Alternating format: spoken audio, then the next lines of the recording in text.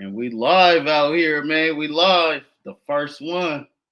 It's your boy Cory from Rarest Form. What's good with you? What's good Out with you, brother? Cory and Killer Show.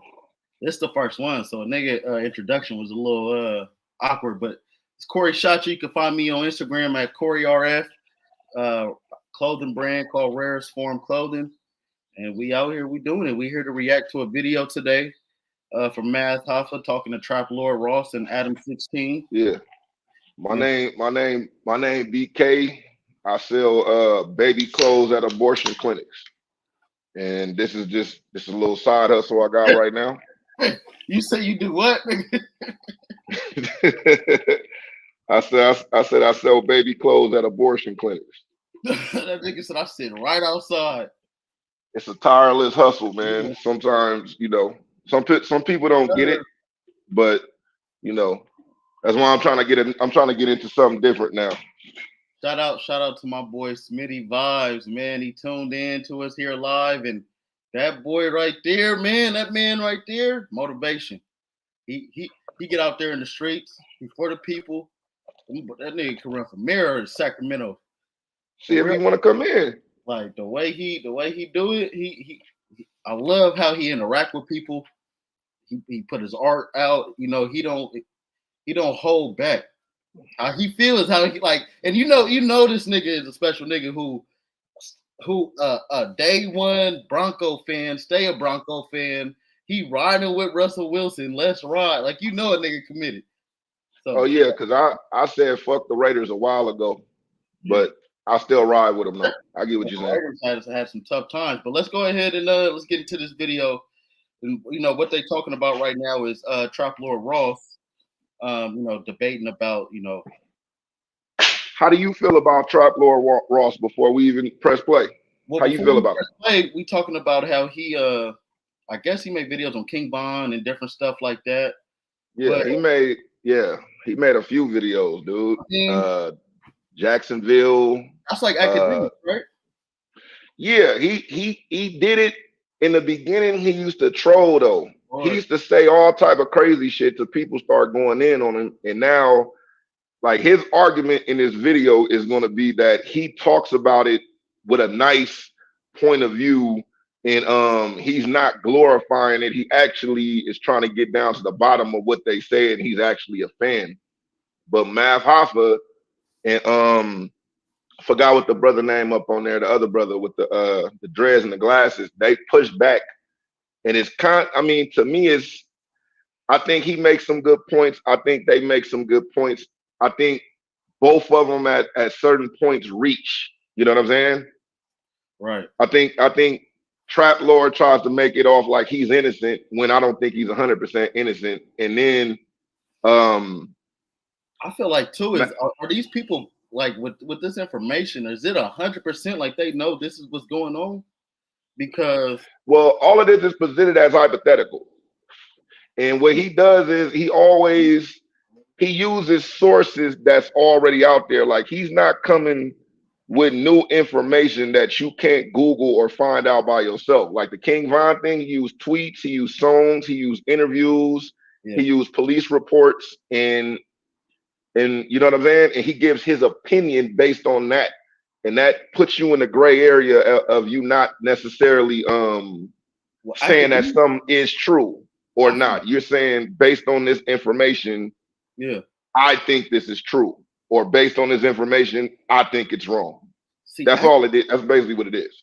and he was like the way he started off, just like we was talking about when he was on Everyday Struggle, and Big Mensa went up there and told him, honestly, I wanted to slap the shit out you because what give you the right to talk about motherfuckers like here's the Graham Raper here the Slay and you don't even know these motherfuckers and you making a mockery out of it instead of I'm reporting onto it.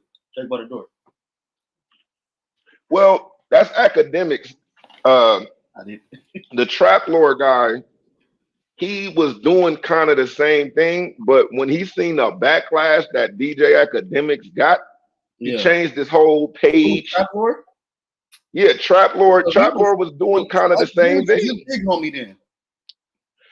But Academics is a lot of these niggas big homie. whenever you see any of these stories, when you see swamp stories and all these little things that talk about different shit, yeah, that's they kind of be addictive sometimes too. I'd be like, damn, these niggas did see, all swamp stories too. Like, I feel like even though they reporting on bullshit, I feel like they all got their different ways of how they report it.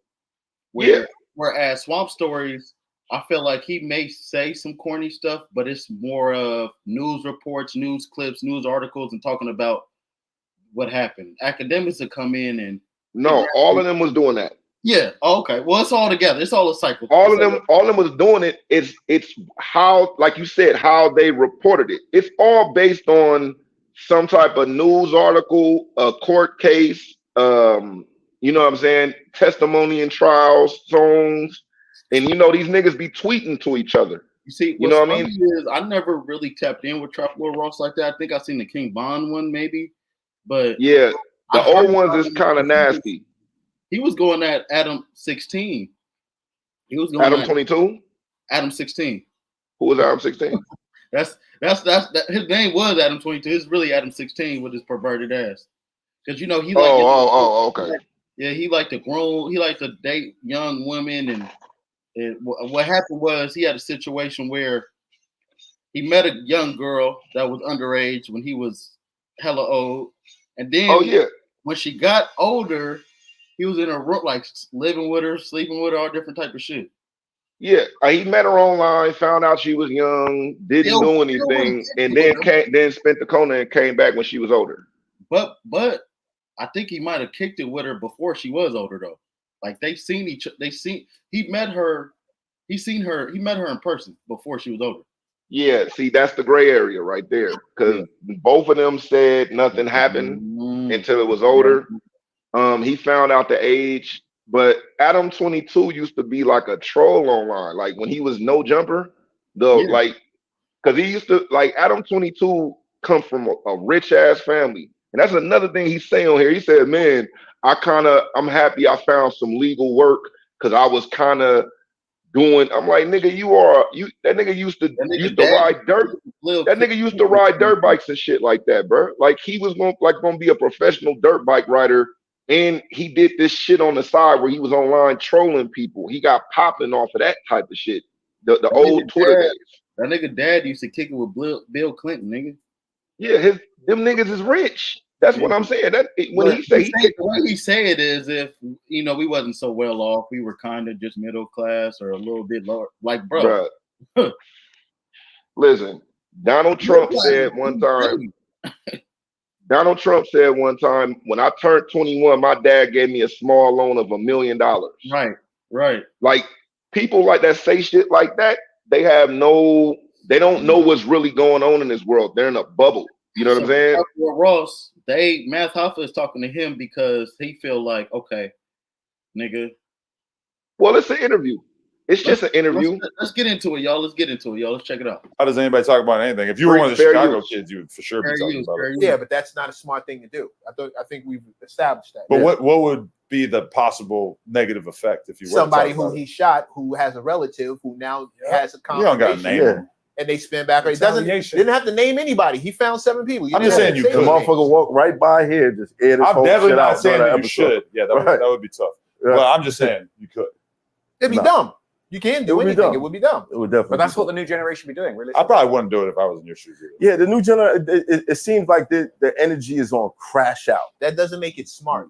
Crash out. No, I agree. I'm not. It doesn't make it a smart. It doesn't make it a smart thing to do. But I'm saying I feel like that's just the mindset nowadays. People are thinking about the clout and the social media and the quick benefit that they're going to get for being known for doing this or that now. But like, I don't know. I feel like a lot of the young guys now they haven't really got the foresight. Like I've met a couple of these young rappers out here since I've been out here, and it's almost like, I was in the studio with someone. They were playing me a song, and it's a great song, and then they just start really dissing this dead guy. And I kind of was just like, yo, like you not feel like you may be bigger than that. Like maybe you don't need to do that. Like you're talented. You ain't got to do that. But it's like that's the mindset of like I'm gonna diss him. And it's gonna go. But you understand why they wouldn't take that advice coming from you. I know, but I'm just trying to. You're not that. Oh, he gonna do. But to be honest, what you about to say, Killer? I wasn't about to say nothing. I find it funny that like they talk about, like for instance, like the Jacksonville shit, right? Where they diss each other on them beats and the I can fall, all that shit, you know, the old beats and all that shit. Yeah, I ain't gonna lie, man.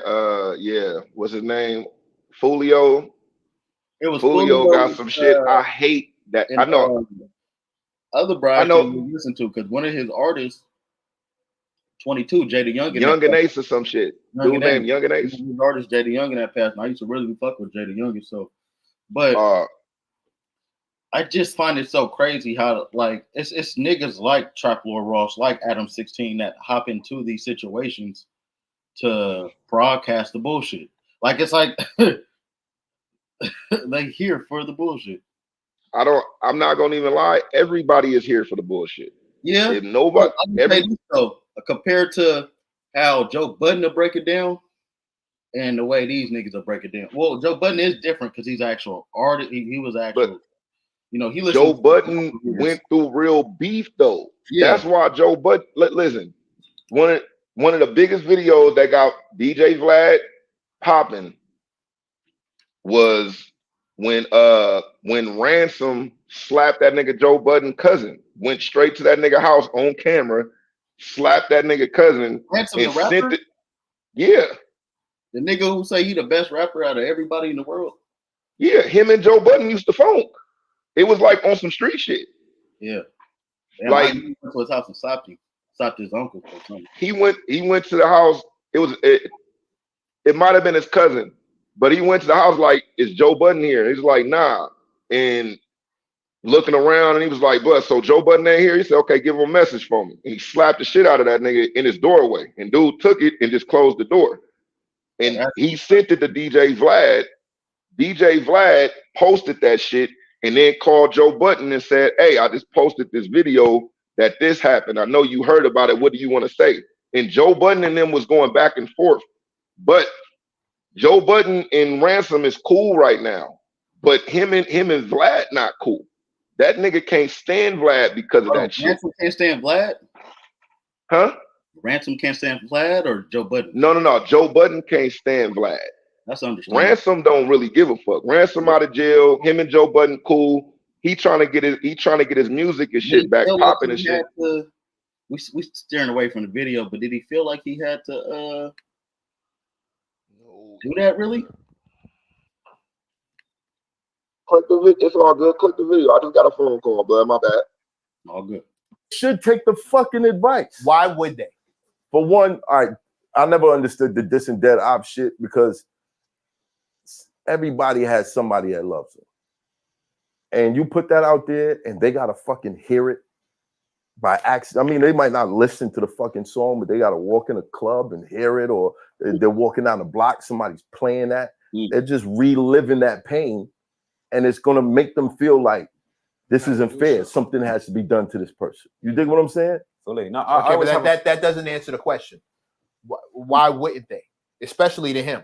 If he's the guy making a serial killer famous, why wouldn't they tell him? That's why they should. Why wouldn't they run up to him? No, if you added the mentality you just explained, if they want the fame and they want the popularity, you're the guy who can deliver that on a silver platter with over 10 million followers. Why wouldn't they tell you? Yeah, but I'm just on a person to person, just with a young guy connecting with him, saying like, bro, maybe you ain't got to say that. Yeah, but they don't know you as a person. They know you as an outlet. They know you as a platform. So why wouldn't they? When you look at what kids, that's what I was just about to say, Killer. Like, nigga, you gonna be able to put my shit out there, so hella people gonna be able to hear this, especially them.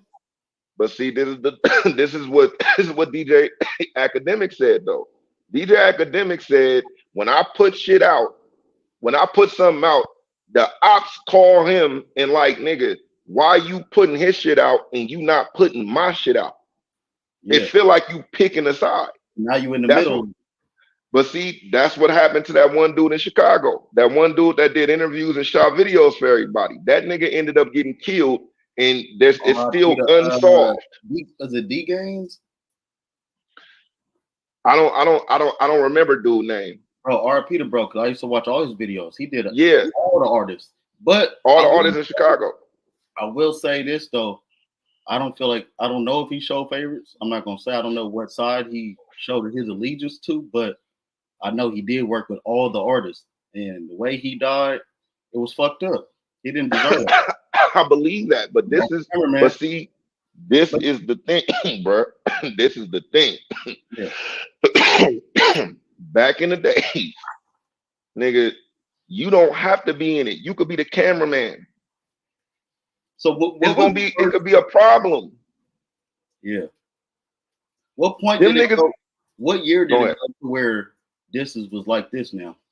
Or where did it start where this was like it this? Started. I remember it started with academics. Yeah, but I remember when 50 Cent and I think it was Ja Rule camp, and I think niggas from Ja Rule camp was like, I don't know if they got. I think they was really trying to. They were talking about really like doing shit, or may have. Who was, bro? He did an interview. Are you talking about beef or interviews? It was a beef with Ja Rule camp and 50 Cent camp. And the niggas. Oh yeah, murdering and murdering, yeah. And, but look, this is the thing. The Ja Rule and them niggas would just call each other bitches. I'll beat your ass, whatever, when I see you. Beat up though. Niggas got beat up, stabbed, shot at. It's niggas that got stabbed. My bad, stabbed. I thought somebody actually got stabbed. They did, but that wasn't no interview, bro. That's what I'm saying. That was real funk. Yeah. Well, I'm saying they did it. They did a interview of him talking about the situation outside. Oh yeah. They were just outside with a camera in front of his face. Well, see, but again, them videos didn't go viral. That wasn't the viral age. You had to look for that. Like if you want to look at some of the old, we could maybe one of these days we could look at. I could show you some of the old shit, but they wasn't viral. That's what I'm saying. Are you saying now, like in this day and age, when do you think it started going like viral like this? Bruh, you got the DJ Vlad when he did the shit with Ransom. You got the shit where True Life, my nigga Liz is out of jail. Thank God. Signed with that nigga Future. They was phonging with Dipset. And they pulled up and that's where you got the video of Cameron hopping the fence, Cameron, Jim Jones, and all them niggas hopping the fence at the game at the Rucker, because niggas pulled up there with guns. And then what's his name? Did a live video. Lil C's did a live video showing all the different shit. And he tried to take claim for it. The Chicago shit, none of this shit in Chicago didn't happen to Chief Keef, bro. I promise you, to the Chief Keef era, none of that shit was going on. That's what I'm saying, like in terms of that and the way they was dissing and that gotta go. See, videos and that gotta go to academics, bro. Because what people were doing in Chicago, nobody wasn't paying attention like that. But yeah, reasonably people wasn't paying attention. But like the internet was so segregated back then. But if you not up on New York shit, you would look at shit for the Bay Area. You wouldn't in California. I remember when academics was just starting, it was other people too that was like, I'm on O Block or I'm walking through this side or what I'm saying is they do those videos and they send them to a blog site. Every blog didn't do it. Well, and blog sites was people that was just uploading it to their YouTube, like how we doing right now. But bro was just like, yeah, I know about all this, all that, because you know academics was throwing crowning niggas as Slim Reaper and shit like that. What I'm saying is they definitely were doing that. They wasn't viral, brother. The blogs make you. What I'm saying is it was motherfuckers that was especially during that Chief Keef era, the more videos it was making, it was like it was becoming viral from the music and people tapping in. That's from, again, okay, right there. From the music and people tapping in. That's what I'm talking about, bro. Yeah. Academics took that. If you listen to Academics, he says, I'm a fan of these rappers, and I always hear stories about this shit, and I always wanted to see, was it real? So I start reporting on it. That's why academics say that the Chicago rappers respect me. Even a lot of them that don't like me, most of them niggas respect me because I put a light on them when nobody had a light on them. That's what I mean about viral. It was a bunch of niggas that went live and posted some shit on YouTube, but you will go to their YouTube page and their YouTube will have 100 followers. And they might have one video that 100,000 people looked at, but nobody subscribed to that page. You feel what I'm saying? Yeah. And they got blog sites back in the days. Blog sites were anonymous. That's why people didn't know what that nigga. People did not know what academics looked like until Everyday Struggle. That was the problem. But you put a face on it. But I feel like before the Everyday Struggle, just being young and watching those videos like from people YouTube, I just feel like the Chief Keef era, like that, helped these type of YouTubers blossom. I agree with you. And that's what he gives that to them. But what I'm saying is it was a bunch of people reporting on shit because shit was making the news. Right. When academics put his face out there and said, this is me, this is what I look like, now you have a finger to point at. Right. You got a finger and a face to point out. A blog site don't have a face. They just post shit up. You feel what I'm saying? So when he did that and start showing his face, that's where you get niggas like Adam 22. And he be like, why did you want to do this? He said the same thing as him. Hey, man, I wanted to create a platform for my favorite rappers to rap. He said he started No Jumper because of Draco. What was Draco doing? Funking with motherfuckers. And now what does this nigga know? What is this No Jumper channel? Funking with motherfuckers. LA funk too, though. Yeah. LA funk. So now it's like, oh, you want to come up here? Oh yeah, come up here. And he said, I love SoundCloud. I haven't had to buy music for years because my favorite rappers are on SoundCloud and nobody's recognizing them. So I'm gonna give them a platform. Yeah. That's the same thing that if you listen to this interview, that's what Trap Lord is gonna say. He gonna say, nigga, I got King. He like, but I got King Von tatted on my leg, nigga. I'm a real fan. Yeah, let's get it. They want to do with their lives. They want to become. Hold on. One second. I think he's a. Let's play it all the way through and then react. Yeah. Okay. Yeah, I know we slowing it down, y'all, but you know, it's like I like to also catch moments as they happening. That way, I remember my thought. Hey man, we got to just take some notes. Let's write down some notes, like even if it's a keyword. Role model for a kid from the hood, in the sense that he was able to take some shit that he was interested in and sit in his fucking room and make YouTube videos and make a serious living for himself and build a real business. You know, like his path, even though he probably was never really at too serious of a crossroads where he was going to go and become a fucking driller. I think that still the fact that he has been able to do this with his life, there's a reason why all these kids out here fuck with him is because they respect his contribution. They don't want to be him. They want to be the people he's talking about.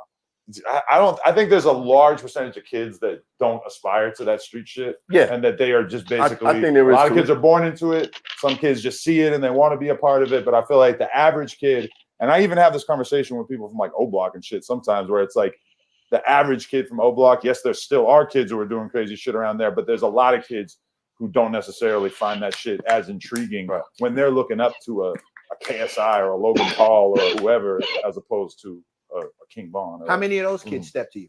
I want to do what you do. How many of those kind of kids come to you? That they want to do what I do. I mean, I get a lot of DMs from like young guys being like, I want to do what you, I'm trying to get into it. But as far as like, I think all the young kids that are growing up in these areas, they want to be rappers because those are the big role models that they're looking at. You know what I mean? And so, the kind of rappers that you're talking about are the kind of that committing crimes.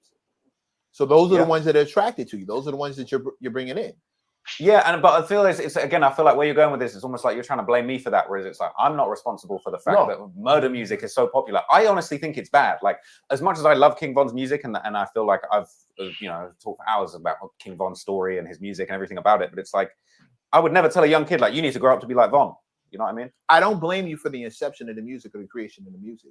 There is a level of responsibility that I think belongs on your shoulders. Me, not Von. You specifically. No, you specifically. I feel like I'm trying to cover it in a responsible way. I'm trying to take this drill, violent gangster shit that's going on that in the music is fully glamorized. They make murder look lit. Mm-hmm. I'm trying to make it look sad. I tell people, it's like, bro, if you get to the end of my documentary and you feel like it was lit and everyone had a great time, like at the end, everyone's dead and it's fucked up and it's sad. And that's why I prefer you trolling. There's 100%. I'm not trying to troll the gangsters though. No, but they would I'm eat just him saying. alive if he had that tone in the videos that he's making. But even then, like if my man do something stupid and he's looking at a whole bunch of years, I'm gonna tell him, yo, that was stupid.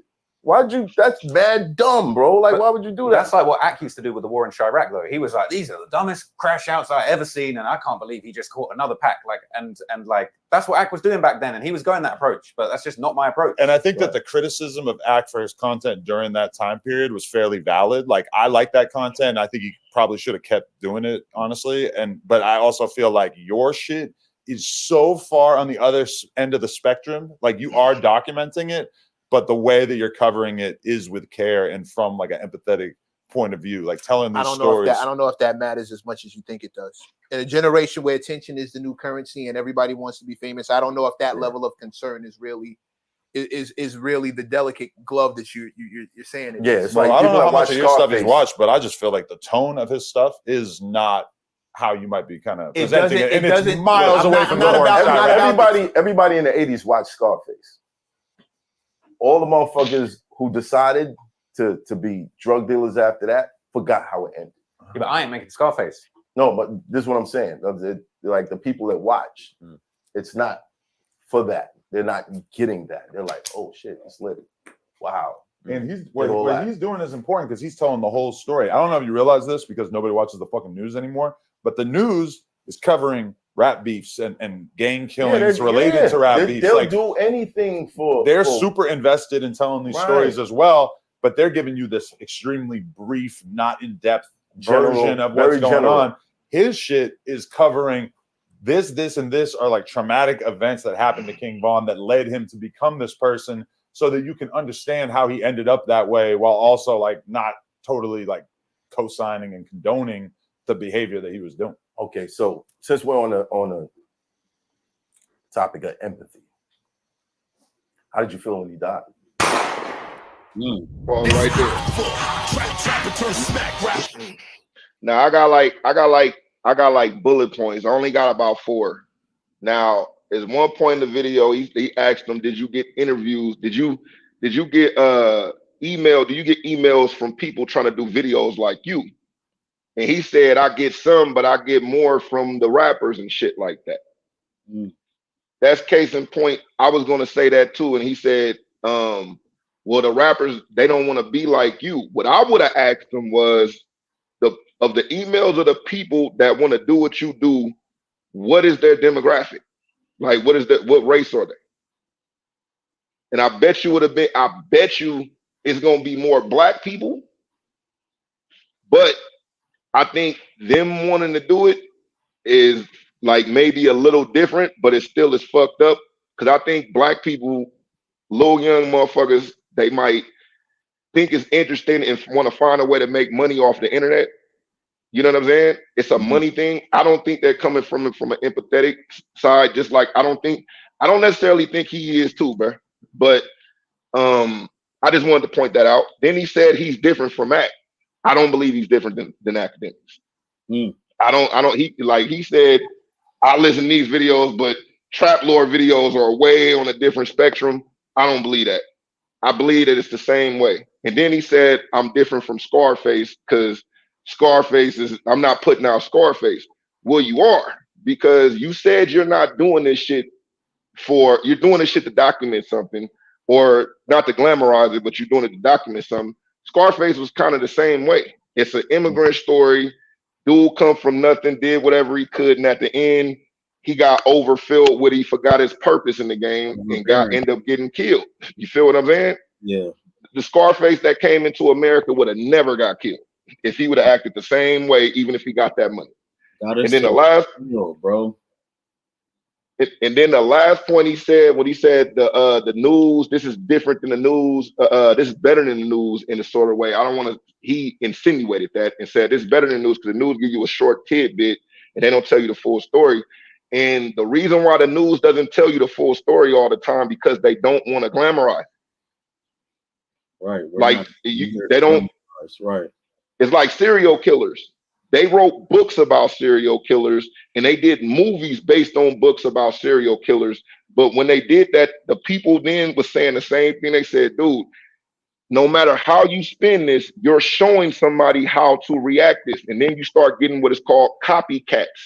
And copycats are literally people that didn't have no mental issues or nothing, but they fell in love with some type of serial killer or some type of killer and tried to recreate the murders. Like that Jeffrey Dahmer nigga, bro. Yeah, yeah, like Netflix series and niggas, bro. Like, you see what I'm saying? You never know what people doing out there right now, but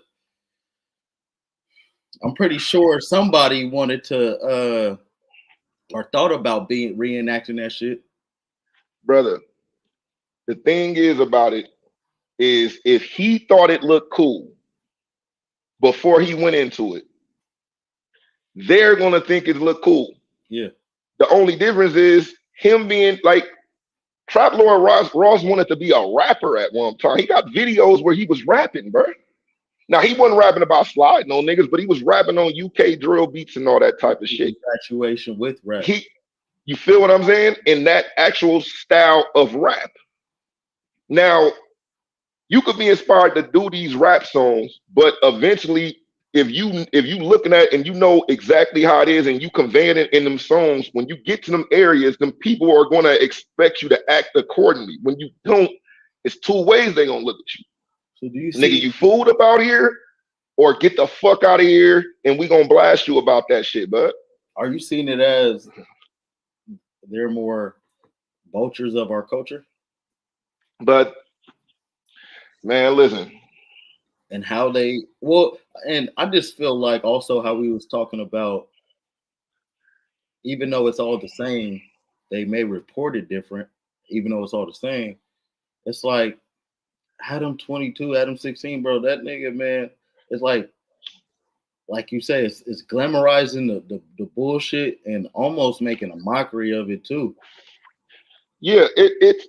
I feel like it could be looked at like that, but the way I see it is, there's always culture vultures in everything, bro. Like the music industry. When you sign with a record label, you're not. Most of these niggas is not signing to black people. They're not signing to a black person or whatever the case may be. So you're selling the culture to white people, and then they give you money for it, and they present it to the world. And if you deal right, it's cool. That's a vulture. Right. But the only difference is you would rather a record exec sit in the fucking thing and drop money on and invest in shit, and he could sit back and say, yeah, well, I just invest in a record label. You're still a culture vulture, but it's different than when the nigga that owns the company is doing the interviews with the people and asking people the stupid questions. Like, that's what makes Vlad look crazy. If Vlad had people interviewing people, they would say, why is this interviewer asking these dumb questions? Vlad could sit back and be like, hey man, I let niggas ask whatever they want to. Yeah, but Vlad being the nigga that's doing it, he did have some interviewers too. And that's exactly what I was thinking. Like, why are they asking these stupid ass questions? But when they asking these questions, it's like, bro, like, did you do any research on this artist you're talking to? Or are you just like heard about the bullshit?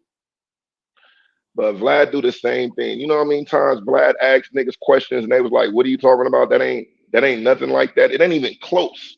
Yeah. It's like, well, you know, what about that body on so-and-so street? And niggas looking like, what are you talking about?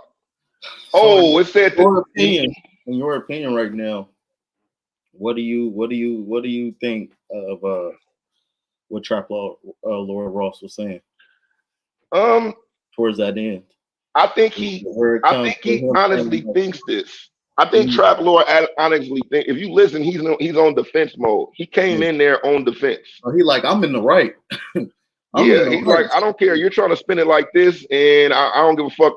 I'm standing on the fact that I don't do this the same way. I'm not responsible for none of that. You see, he said he's not responsible for no bodies. He said nope, and they was like, are you 100% sure? He said yes, and that dude was like, how do you know that? And then he started talking about how he makes his content. But again, I don't put him directly responsible for it, but I put it like this: you didn't start the fire, but nigga, you throwing a little bit of gas on that motherfucker and fumes to that motherfucker. Yeah, you fanning it, and the fire might be about to go away. If nobody looked at the fire or did anything, it would just burn out. As soon as it's about to get burnt out, it's like, oh, something else new happened. Let me throw some shit up on there. Now the fire get a little big again, then it get big. You know what I'm saying? It's like See, 6ix9ine. need some more research on Trap Lord Ross. I really only seen that King Von video by him. All But his videos is long, but yeah, he got it sound like he like these same niggas, but I don't know. I just feel like Adam 22 is real goofy though. The way he go about it and just all the gang shit he trying to bring up there and all the shit he like we talking about glamorize, like he really trying to glamorize it. And then when he can't use them no more, he just throw them away. And so it's like that's business. They put themselves in that position, bro. Yeah, and they put themselves in that position too, because it's like you already know the raunchy type of shit you about to go up to. And what people gonna ask you? How was that DP?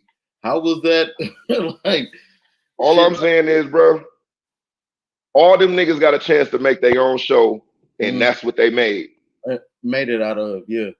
I'd rather fail trying to make a change than to sit up and just do a show and just say, hey man, this shit is popping, but I really don't believe in it. It's like you really have nothing to stand on. And like, it's like even if you cover an artist, it don't necessarily mean you have to cover the bullshit. Yeah, and they'd be like, well, the views isn't that big. I'm like, bro, you might have to start off like that, bro. Like that's the price of that shit. It's like the saying, nigga, there's no reward for being a real nigga, but being a real nigga. Real niggas aren't rewarded, my nigga. Just somebody say, hey man, that nigga's a real nigga, bro. You a real nigga for that. That's all niggas get. Doors start magically opening up for you. Yeah, for sure. And the thing is, it might have been the 20th door that would have opened with 19 of them closed. But you can't compromise yourself just because 10 doors open on you. Like, okay, well, let me go different. It's like, no, somebody likes this, my nigga. There's a lane for this shit, but people don't want to look for the lane. Right. You know what I mean? But shit, let's go to the next one. Unless you got something else to say up on it, my nigga. No, pretty much that. You know, I got to do some more research on. I got to do some more research on him and understand exactly, like, you know, what Trap Loss be talking about. But even with that King Von one, it's like, and they about to get into that next. But yeah, it's just like people say, like he said, I actually hate this music and I hate this. But if you do, why are you covering it in so much depth? But he said, I'm a fan, but I actually think the music is what they're talking about is bad. And he said, I wouldn't tell a little kid. Use the word hate too. And he said, I hate this shit. Yeah, and he said, I wouldn't tell a little kid to listen to this shit, but you will play the song around a little kid. That's all I'm saying. These people do reach out to you because you can't reach out back out to everybody. But what is your message to these people? Are you telling them like this is not, you know, I don't, you know, what exactly are you trying to coach them? You know, let them know exactly like, you know. Well, I say you got to take the game banger approach in that type of way though, bro. Like what you mean by that? Old school game bangers will never like the way, like I put it like this: if you was a Crip for hella long, right? And maybe it took you through all type of bullshit. You live by these rules. Maybe you got older. It was like these rules is kind of dumb, but I lived by them. I made my choice. The thing that you could do is say, I'm not putting on no new gang members, bro. Like, don't come to me to get put on. I'm saying, don't come to me to get put on. That's what I mean. Like I can tell you about this shit, but don't come to me to get you packed out and jumped into a gang. And I'm not putting on no young niggas. Don't do this. Go to school. Get like, your education. You don't even come from this environment, and you trying even to if you did. Even if I'm saying, but the thing about him, but it's a little different from when you actually, you know, you kind of know what you're getting yourself into. Opposed to you seeing the shit from the outside, so you thinking this, and then you get into it, and what you basically bullshit. Because nowadays, go ahead, my bad. And we don't stem from it at all. If you really get down to it, where it's like, even where this gang shit started and what it adopted into, but it's like this shit dangerous. So understand this shit come with shit, like the cameraman that died in Chicago. nigga, you might be doing these videos right here, but a nigga, don't be surprised if a nigga run up on you. But see, that's the thing about the rules, bro. The older rules will prevail a lot of times because again, the older rules is how it started. Yeah. It has to be adapted. It's new technology, it's new ways. You know, niggas going to jail for different shit now. It gotta be adapted. But the old rules is, nigga, if you around, you in this, my nigga. Like, unfortunately. Good part of this. Yeah, unfortunately. Is there a good part? No, what I'm asking you is there a good part to, let's say, like a Trap Lord Ross? You know, is there a good part to his content?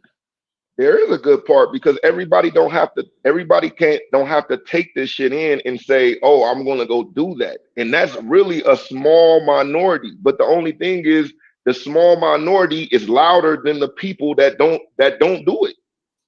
It's people that look at this video and say, man, it's crazy up out here. I wish we could go out there and help these people. Let's try to come up with some type of solution for this shit. And this motherfuckers, they look at it differently. More people like minorities reaching, like getting in these type of spaces to, you know, try to shift the narrative of, you don't have to just go to a Trap Lord Ross or Adam 22 for the bullshit. You don't have to the bullshit. Yeah. You definitely don't. Well, see, the thing is too, though, the bigger the platform, the more responsibility that you got. Because when you just screaming into the camera and nobody's necessarily listening to you, can say whatever you want to.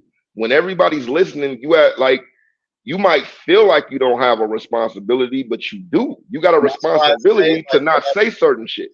I'm 22. It's just like this nigga, like when it's nobody really listening to the topics, it's like fake beef created on the show, or he'll egg something on the show to where the cast is fighting each other, and the clips is about this cast member fighting this cast member, or this cast member talking about this cast member's business, and so it's like all the way messiness. But all the people around participate in it, bro. Mm-hmm. No, right. But the thing is, I put it like this: a dude got shot outside of No Jumper or something recently, and well, you know what? That was a cast. That was a dude that was on the cast. He's going to get sued. Yeah, he's going to get sued. At first, they were trying to cover it up as he really didn't get shot, but I guess he just put out some text messages to show like, nah, nigga, I did, and I was trying to work with you to get a settlement. You know, to try to, and you was talking about paying this, but then you tried to play me to the left. Exactly. And now, okay, I'm gonna show you why a hard head make a soft ass.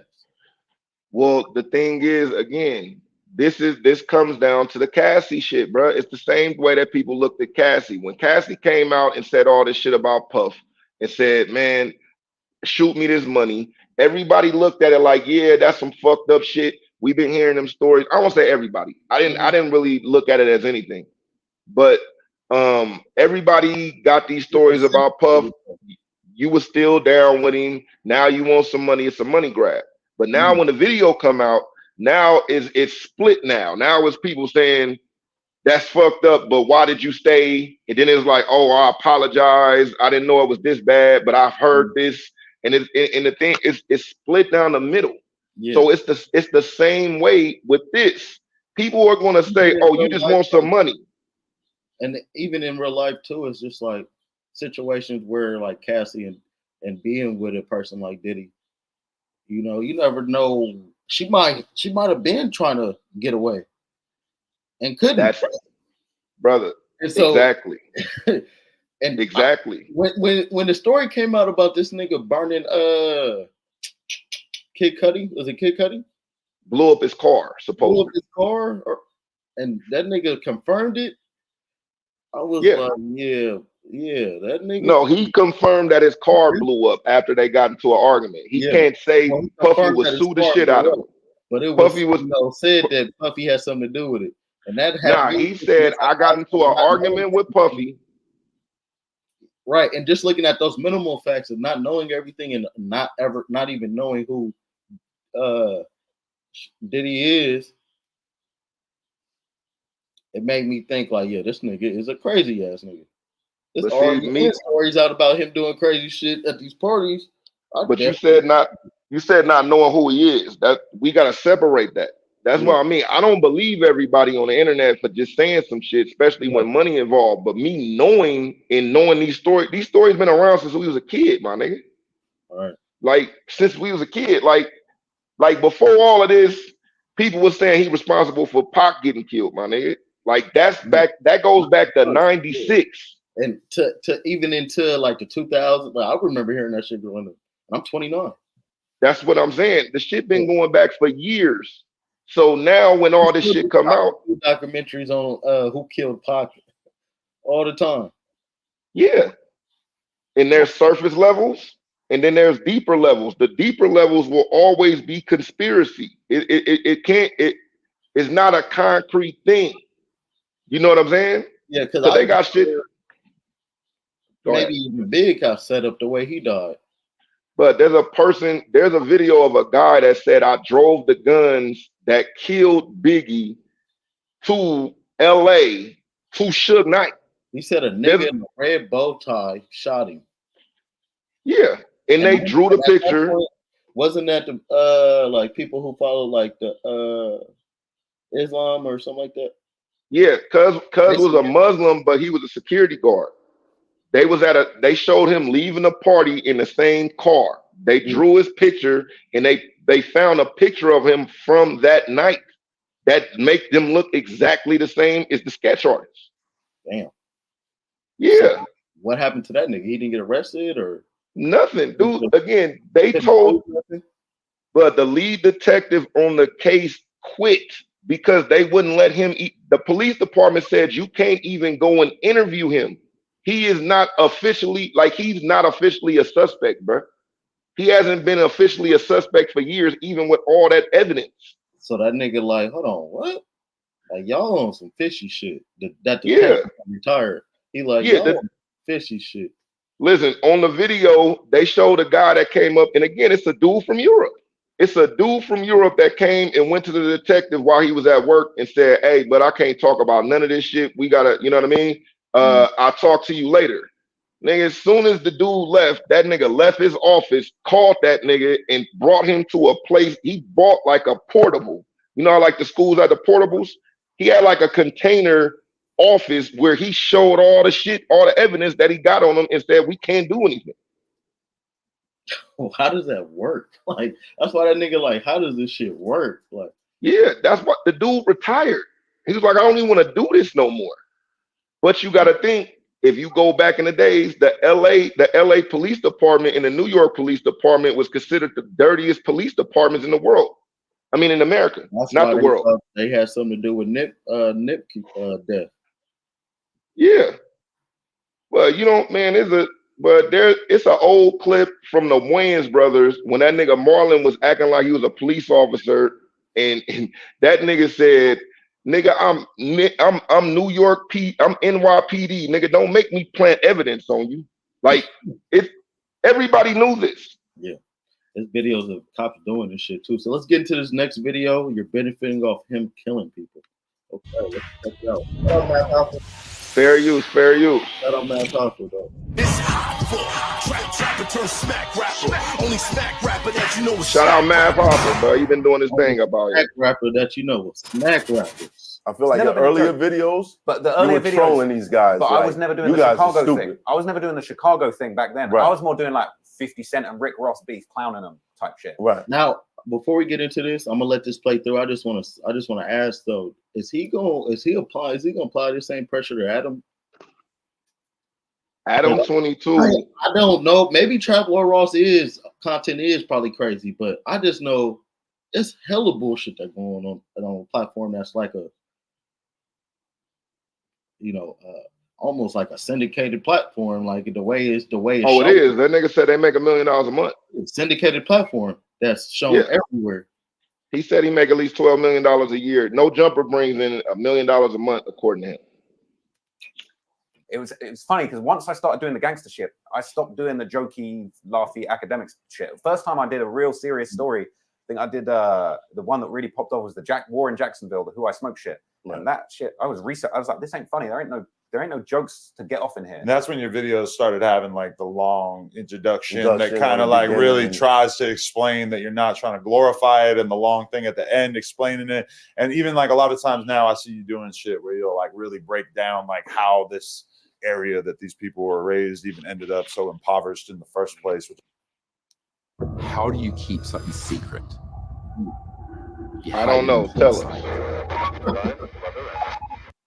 Which I do think is like, that's Let me rewind that, y'all. So like a lot of times now I see you doing shit where you'll like really break down like how this area that these people were raised even ended up so impoverished in the first place, which I do think is like, that's really great additional context that realistically, like I'm so familiar with so many people that do what he does, and I see most of them being like very callous and like not having the detail, the attention to detail that he has. In the report. Yeah, like his shit is, I just take it so much more serious. And there's a shitload of people in Chicago that do this sort of thing. And to me, to my ears, it sounds like they basically are just like people who are living in these neighborhoods who just like get their information from some guy who just like spoke to people. His shit is all sourced off of the internet. Cause like, even if he had a guy in the DMs who would say, King Von killed this person, it's like, how do you ever like vet this source, or like, you know, the stuff that's available on social media, the way he pieces all that together, I respect it because this is all public record, you know, it's not like he's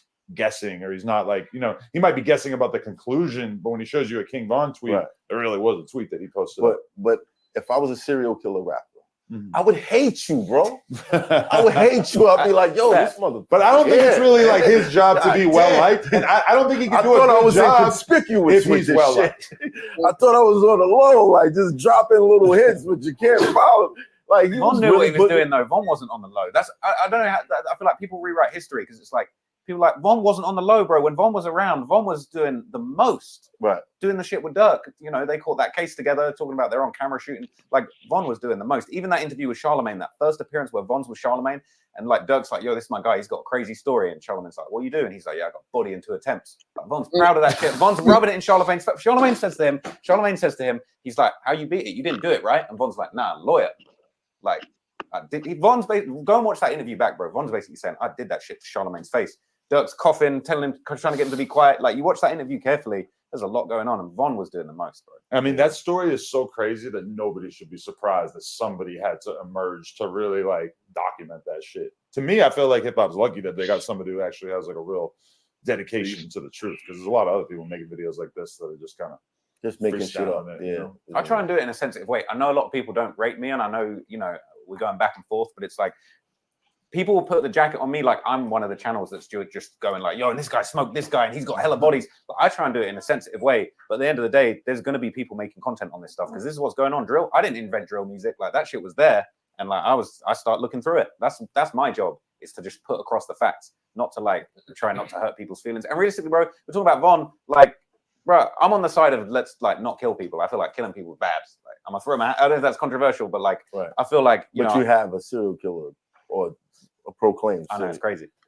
On the back of your foot. It's one of my favorite artists, and it changed my life. So that's why I got him there. You can love somebody, your life, even if they kill a bunch of people. Because the Von thing just put me on the map, basically. And like, you know, and I'm a huge fan of Von's music, and just I don't know, it's just meant something to me, man. Well, you're benefiting from the fact that he killed people directly. He was the most benefiting. He was killing people and rapping about it and making millions. You're benefiting. So you're like your Robert F. Kennedy. I like to see it as like I'm benefiting from like quality journalism. Like in the same way you could say, well, CNN's benefiting from the war in Gaza and Palestine, right? It's like, really? Yeah, but you're covering what you covered one specific dude and it blew up. I covered a lot of stuff. Yeah, I got a lot of stuff. Yeah, but let's not split hairs. But that's the biggest one. Exactly. So let's not talk as if that's everybody deserves to be paid for their hard work. I didn't say anything about that. Even snitches. Sure, yeah. I'm also not going to call it what it's not. Right. I would say Von's benefiting directly off of murders that he really did, which is crazy. I would say I'm benefiting more. No, your benefit, like we keep moving the goalposts around. Just your benefit. Let's be honest. You've made pocket change in comparison to what both Von and the label made. But you made like, bro. Yeah, we're not debating that. We're having a conversation now, and you're about to make money, right? So you're making money off of Von right now.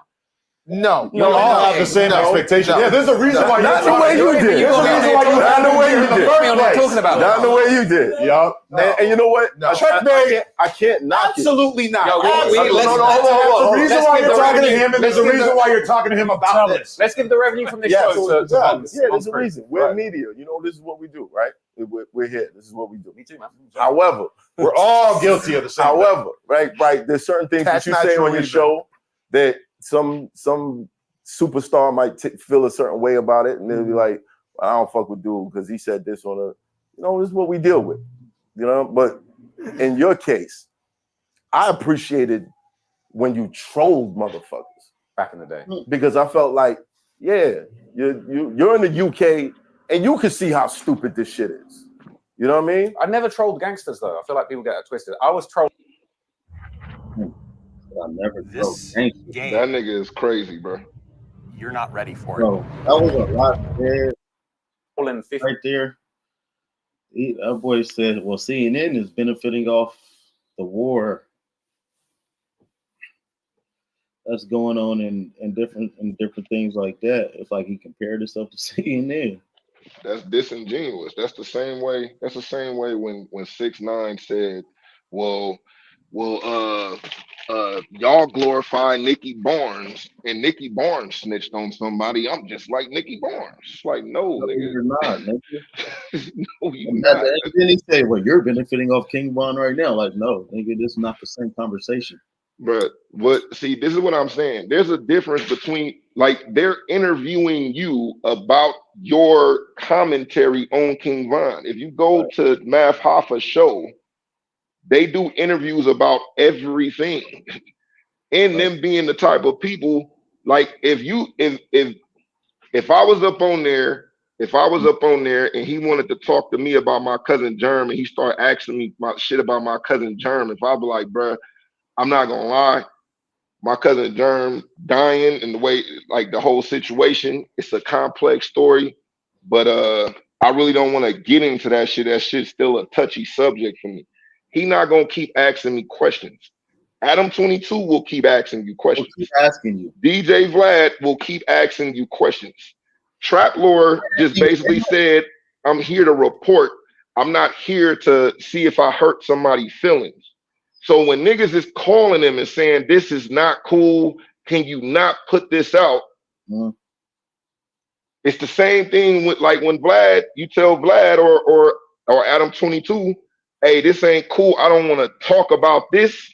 One thing, we could talk about a bunch of shit, or if I do talk about it, I'm going to tread light on it. I don't want to get into deep details.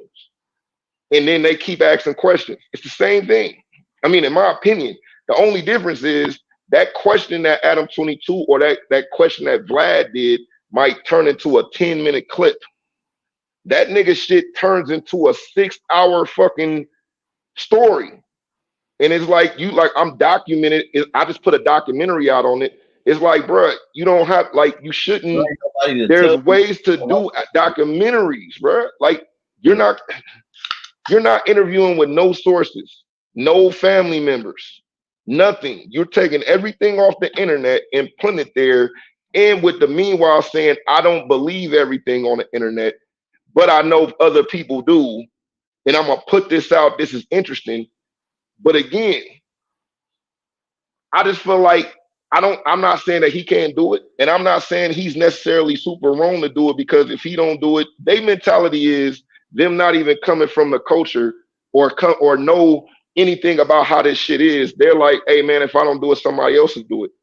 You know what I'm saying? I might as well get my shit. But it's like, you're not the responsible one. It's a way to approach that. If he said, look, if he reported on it responsibly and not try to do these type of things, the people that was close to King Von might have been able to call. Like, I reached out to King Von's people and I told them I was doing this. I wanted to ask them a few questions. There's no interviews of people that was around to give any type of perspective on it. Like, it's different when CNN and fucking 60 Minutes do an interview. They do a documentary. They take news clips and all that and put it with interviews from people that was there. So even if them niggas is lying, you could say, oh, these niggas is lying, or come up with your opinion. when you're sitting up just saying it, and then you're using the terminology. I don't want to talk about this, or I don't want this out. Yeah. And I promise you, it would be more powerful if he interviewed 5 people when it came to a subject that all 5 of them didn't want to talk about, and all of them niggas said, nah, but I don't want to talk about that. And if they don't want to talk about it, then you say, well, here's the articles. This is what it was talking about. This is the stuff surrounding it. But you know what I'm saying? I don't know exactly. It's a touchy subject, but here's the information that's public information that you can look and make a decision for yourself. Yeah, we don't do that. We're an hour in. Thank y'all for looking at this video. If y'all watch this all the way through, shout out to y'all. We definitely gonna keep these coming. Let's get back to the video though. For sure. And like I was trolling Rich the Kid and Lil Uzi. I never trolled the gangsters. One, that's some dumb shit trolling the gangsters. Like I ain't trying to make. You can't say 50 and Rick Ross ain't gangster. Yeah, that's kind of tough. It's a very different type of gangster. Rick Ross, you're saying you can't say Rick Ross is a gangster? I don't know, man. I think like he was bringing that dog food into the prison, bro. But again, real gangsters. I'm no gangster. So can you do a story on whether if Rick Ross was truly a CEO? Yeah, 1090 just did that. Yeah, right. Killed it. He was. However, some CEOs are straight up, and some of them are crooked. That's what he said in his book. It's convenient. It's convenient. I could believe that. To say he knows the real Noriega, where was Noriega jail? Yeah. You think he owed me 100 favors? That could be fucking true.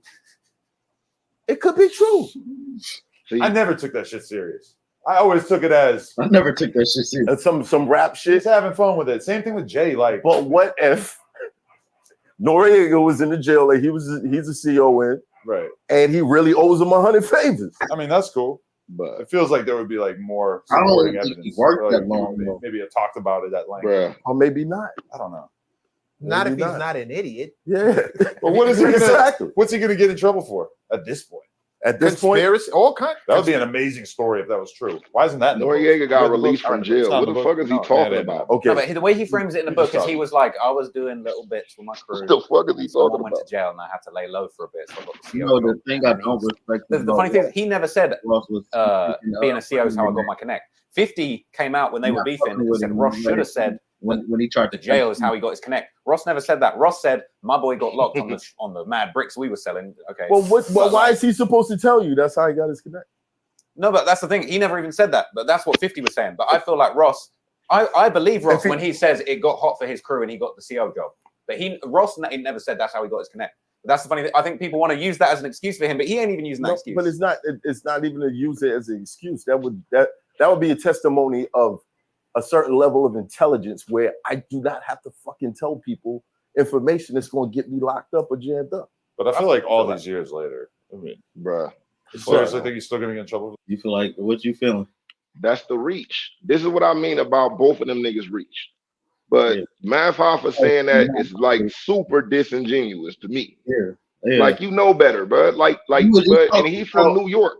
You were just talking to Trap Lord Ross about him being disingenuous. Yeah, that's why I said in the beginning, I think both of them reach.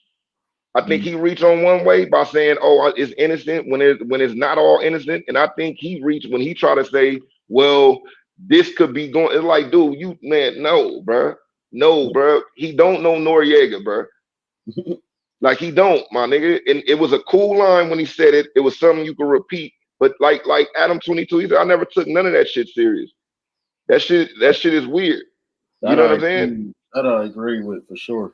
But in Math Hoffa from New York, that nigga's a real street dude. That nigga did not believe no motherfucking Rick Ross knew any of them niggas, especially when he found out he was a CEO. But like, that's disingenuous. Changed his name from Noriega. Yeah, and then this nigga gonna say, well, Noriega. What if he was in jail with Noriega? He wasn't in jail with Noriega, bro. That nigga was not a. Was Noriega jailed in Florida or something? Hell no, but Noriega was the general of Panama. And when they built the Panama Canal, they used to trade coke and drugs for guns and shit and money. And when the bridge got built, when the Panama Canal got built, America came and claimed it. And Noriega was like, fuck that, this is our shit. and they put him in jail for that. A big ass straw. My bad, bro. But they put him in jail. They put him in jail for basically they indicted him for all the business that they did with him. And they was like, why would you go against this? And he was just standing up for Panama. And but they locked him up for that. Panama too, right? Huh? He got locked up in Panama. No, he got locked up in America, but he wasn't locked up in no place where Rick Ross had access to this nigga. Like, who is Rick Ross to talk to? It's crazy, bro. That's all I'm saying. That shit is crazy. Like, you already know, like Math Hoffa already know this nigga name was taken from Freeway Ricky Ross, the real. That's what I'm saying. So you are a rapper that named himself after Freeway Ricky Ross, but you know Noriega? Yeah, the nigga from Cali, a nigga from another place. It's like, shout out Ross. Yeah, shout out Freeway, bud. Yeah, Freeway. Or I mean, I'm tripping. He's still alive. That nigga, he got a cannabis club now. I don't know why I said some shit like that. He do got a cannabis club. And I'll be tapped in with him on the gram too. I don't know why I was saying. For sure. Now, for sure, I want to go to this shit in LA. If I go to LA, I want to go to this shit, buy some of that expensive ass weed. Rick Ross changed his name to just Rick Ross. Who? The rapper? Yeah. No, the rapper. His name is Rick Ross, but when the real Rick Ross sued him, that's when he started saying Rose. He started changing his name to Ricky Rose because he thought he was gonna lose the case. But Def Jam made sure he didn't lose the case. See, I always fucked with Ross's music, like the Santorini, Greece, Amsterdam, Rich Off Cocaine, like some of the songs like that. Like I always fucked with Ross on those. But I like Rick Ross' first two albums. Like, wow. I like his first two albums, and I like the one that he had Maybach music on. When he first started fucking with 50, I like that. After that, he felt like it kind of. He felt like it was just a name he took. That's why he didn't have to tap in with Freeway like that, or nah, that like Freeway was saying on Drink Champs that he like, nah, nigga, we was tapped in, and then out of nowhere he just went ghost. Yeah, when he definitely just ended up going ghost, stopped talking to him. And Rick, the thing is, the Freeway Rick Ross didn't want to sue him. It was because when they asked Rick Ross, the rapper, when he stopped fucking with that nigga, he said, oh, this nigga's a known snitch and all type of different shit like that. That's why the real Rick Ross sued him. Oh yeah, like nigga. He wasn't even gonna sue him. He like, dude, I'm not tripping. Use the name, my nigga. Just don't be on no funny shit. Did he win? And that nigga, nah, he lost. That's what I'm saying. Oh, Def Jam, but the one of the right. Def Jam made sure that they lost that Rick Ross lost that case. Straight up, they just threw it out. He didn't lose the case. They threw out his suit and said, you don't got substantial evidence just because that's your name and that's what you was convicted of, and all of that is spelled exactly the same. The whole nine. Rick Ross' name was Teflon Don when he first came. Even though they was in constant communication and everything. They stopped being in communication before he died. They stopped being in communication before he got out of jail, though. What I'm trying to say is, even though it was known that in this communication, it's known that he's taking my identity, basically. It didn't have to be no type of. The whole name Rick Ross, the drug dealer rapper, is based on Rick Ross, the real fucking person. If he would have took Freeway, it definitely wouldn't have meant anything. Freeway, the rapper, took that name from Freeway Ricky Ross. And he shot him money and saluted him. And he's like, I didn't really even need that. I respect that he just told me, hey, I seen your story. Our story just kind of similar. I named myself Freeway. Just like it was a rapper from I think his name is Rich the Factor. Or he ended up becoming, his name was Big Rich, and he called himself Freeway Rich or Freeway Rick. He shot it out that nigga real Rick Ross and get that nigga and shot him some dough off of the name and shit like that. I love just the principle of it. Yeah, just the principle. And the thing was, Rick Ross was like, but I'm not even tripping off of no money, bro. Yeah. Just don't act like you don't know me. And he was like, nah, nigga, this nigga's a known snitch and all this other shit. He's like, oh, okay, and then that's why he sued him. Yeah. Too bad he didn't win though. Fuck. That's fucked up. Yeah, it's a whole story behind that. It's still unsettling. Like if I had some of my homeboys in the shop, be like, yo, back in the days, mapped. I'll be like, yo, what you doing? Yeah, okay, we might not get in trouble for it, but it's just that era. You don't talk about that. You can probably tell us all kinds of cool stories about shooting people that the statute of limitations is over, right? One more time.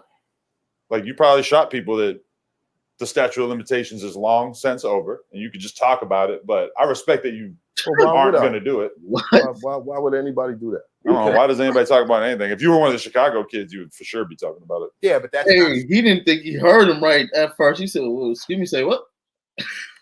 No, he heard him. He just wanted him to repeat. I respect that. Yeah, he sure. wanted to think, no, The he heard him. But what I'm saying is he didn't. He's like, let me make sure you said what I'm sure you said. Limitations is long since over, and you could just talk about it. But I respect that you why aren't going to do it. Tell us all kinds of cool stories about shooting people that the statute of limitations is over, right? One more time.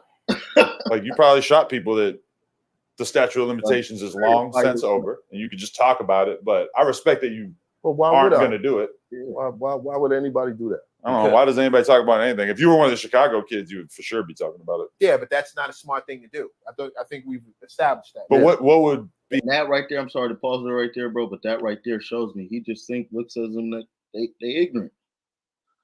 He just said that he just basically called Chicago kids stupid. Yeah. And said, I respect that you wouldn't say it. Negative effect. Yeah, bro. Now, when he did that, when he told him to repeat it for the camera. It wasn't because he didn't hear it. He said, nigga, say that again. Yeah. I want you to say that one more time, my nigga. Just so it don't, when I say what I'm about to say, I don't want nobody to say that I'm tripping. Say that again. Yeah. And it sound mouth off was a little irritated by that too. Like, nigga, why? Yeah, that nigga was like. But he just said if one of my partners came to the barbershop like, man, Mav used to do whoop, and I'm like, hey man, what are we doing? We might not get in trouble for it, but it's still a little touchy. And then he said it. Then he said, oh, I'm pretty sure you got stories about killing, shooting people that's beyond the statute of limitation.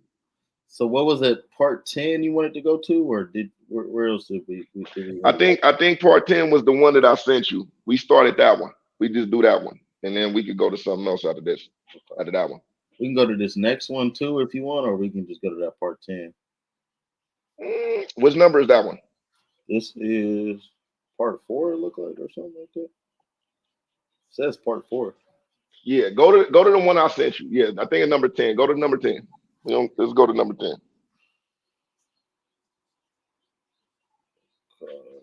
Yeah, right here, I think. Blood and gore.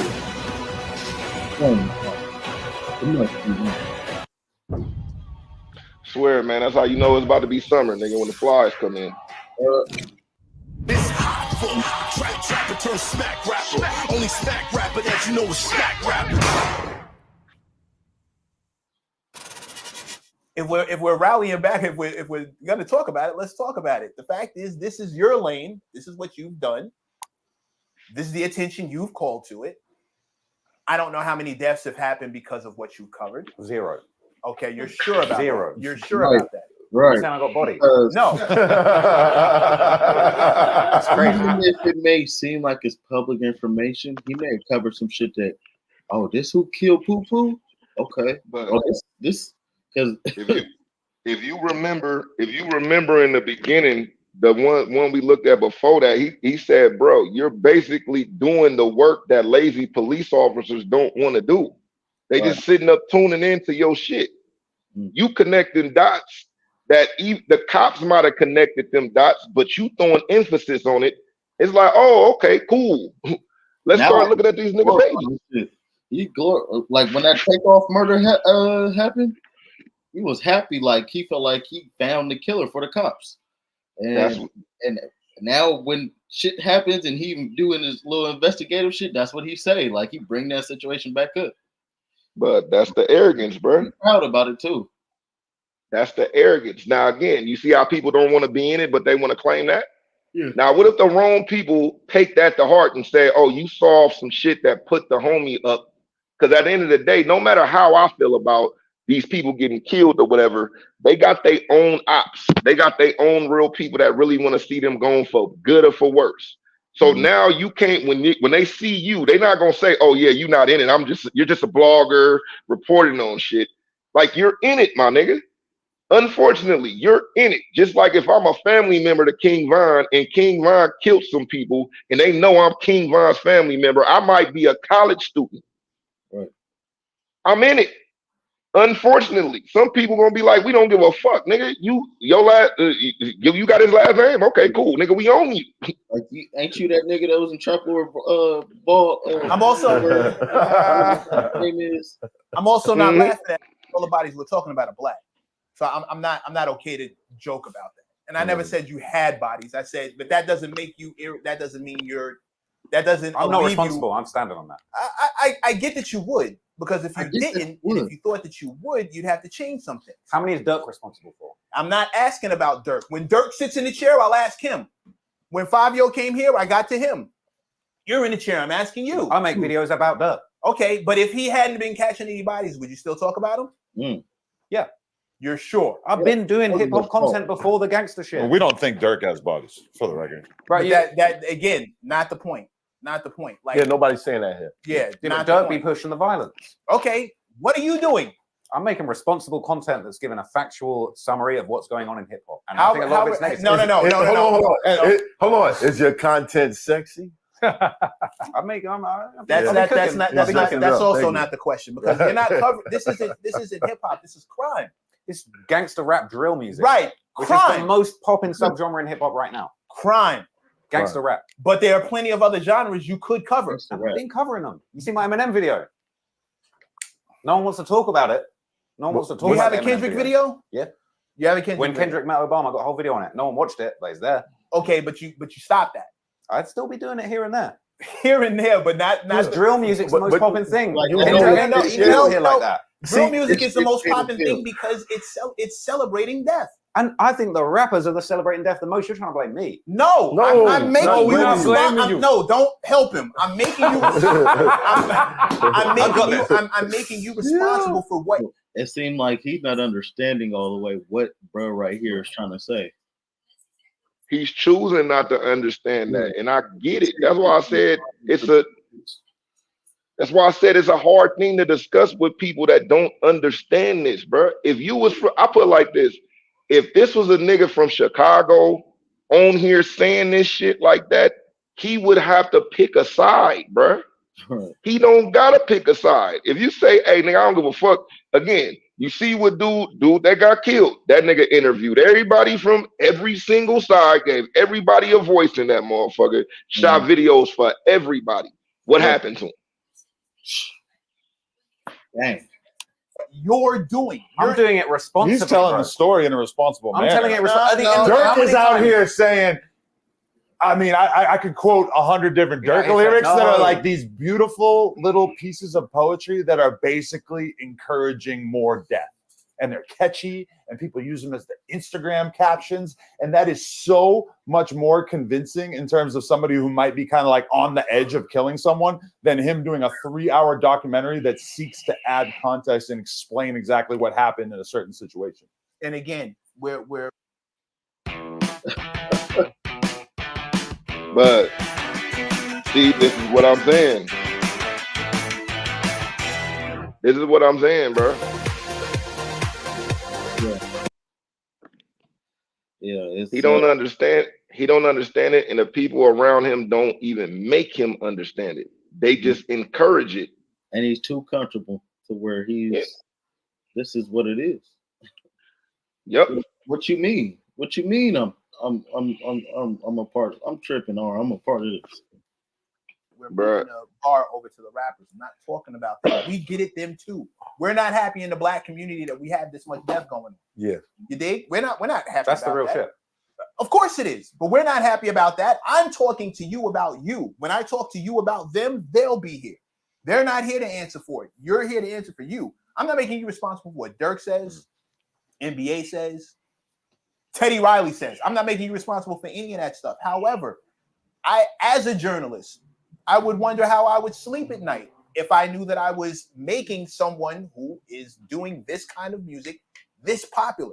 And what kind of influence? He's not making popular. Bro, they're This already popular. 10 million plus subscribers on your joint. Vaughn's biggest songs probably have hundreds of millions of views. And for the people who want to be like Vaughn, they're not. I make the Von story look terrible, bro. I make these people like I make Von, the gangsters that I'm talking about in this story, like it's not glorious. Like no one's trying to live the Von story. His shit is an advertisement for staying out of that lifestyle. I don't think so. No, it's not. I don't think so any more than I believe that the raps we hear where the stories don't end well, or Scarface, the movie that we covered, where it doesn't end well, is an advertisement to not do it. Especially when we're talking about kids who don't think they're going to live that long to begin with, and they think they walk around with a death wish. So why not die enormous than live dormant? I mean, Jay-Z line. You That's a equal Jay-Z line. dying enormous. Not at all. Your platform. They made it to your platform. There's a bunch of kids who say, "I made it. Look who's talking about me." I just feel like did you watch the whole Von video? No, I've watched tons of it, but again, it's a somber affair. It's sad. Again, it's a sad story. They're all sad stories. None of them end well. Yeah, that doesn't stop people from wanting to do it. Some end well. But is your but not all. But you're saying all this like I haven't got a video on Fabio being like, this guy got out of that shit. He successfully don't do any of that shit anymore. Is your argument that nobody should make content about this shit at all? No. That nobody should ever try to decode a rap song and figure out what they're talking about? My argument is there's a consequence behind everything you do. There's a consequence behind whatever you do, no matter how well you think you're doing it, what the intentions are. There's going to be a consequence. There's always a consequence. Somebody's always going to have to pay for something. He said he got death threats. I'm a journalist, bro. There's consequences for what I've done. When I've covered a good story, there's a consequence behind it. Can I live with it? Sure. But he's not in denial about the possibility of there being consequences. The thing that I'm putting down here is responsibility. I'm not telling you to be responsible for what the rappers say. There's a consequence to. Why you stop it, Nate?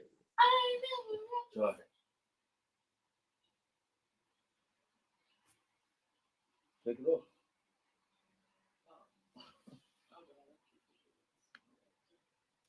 What you do. I'm not sure if you see it. What is it? Tell me what are the consequences you saying directly from me? I've mentioned it. I've mentioned it already. There are kids, our kids specifically. They want popularity. Infamy. They want it doesn't matter. Infamy and fame are the same thing to them. Say it again. You're saying that's my fault? No. I'm saying you capitalize on it. I'm saying there's a way that you capitalize on it. I feel like this is something that's going on in the wider drill culture, and I'm trying to bring a responsible, level-headed approach to it. Because if you've seen all my shit, you know, like I end some shit saying, "Yo, this is not glorious." Look at my Jacksonville video. I start that video with the "Who I Smoke" thing, and I end by saying, "Yo, this is not a laughing matter. This isn't a joke. We got to end this." How many of them you think watched till the end? I mean, you ever check your statistics? Probably like you looked at that shit. Yeah, I know. They don't make it. If they're still watching, they're a rare breed. But I'm saying it all the way throughout the video. Like I start the Von video off where I'm talking about his father getting killed and him being a product of his environment. I'm not judging your intentions at all. I don't think you're out here looking to do bad shit or be evil. I've never said that. So I don't want you to get defensive on that. I'm not sitting here saying you're the fucking devil. But if somebody calls you a culture vulture, what does a vulture do but not feed on death? The culture vulture thing's just cap.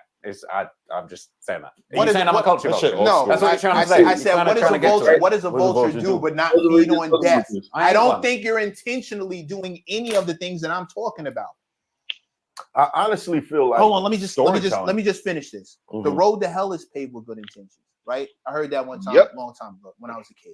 I talked to an imam, Muslim religion. Never mind. He went left. He went left. He said, Allah will judge you by your intentions because there are no perfect men, but there are perfect intentions. I don't know what your intentions are. Only you know that, right? I take you at your word that your intention is not to do more harm to the community that you love.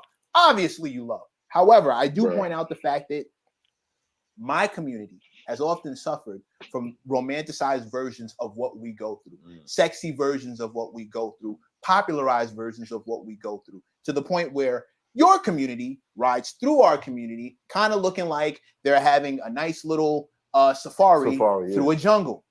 That's crazy. That's a complete misrepresentation. I don't think that's what you mean. No, but that doesn't. If you're driving the bus, I don't.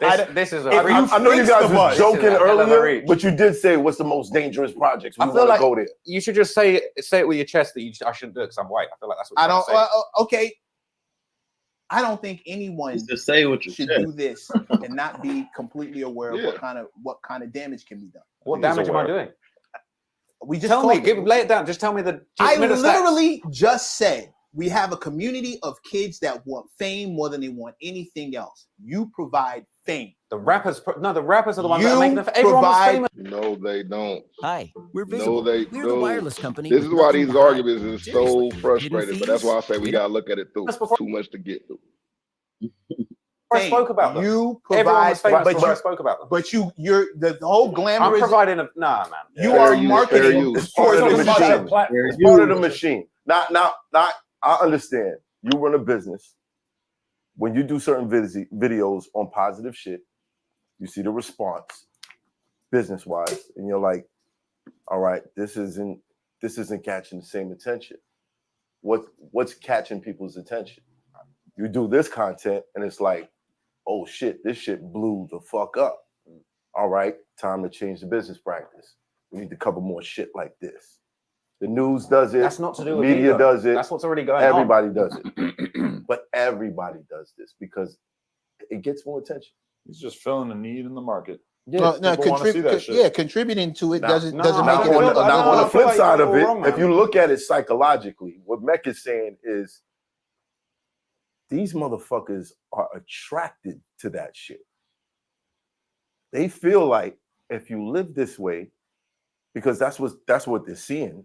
All the popular shit is this shit. So if I want to be popular, I gotta do this shit. I feel like the rappers make it look cool. I make it look sad. That's real.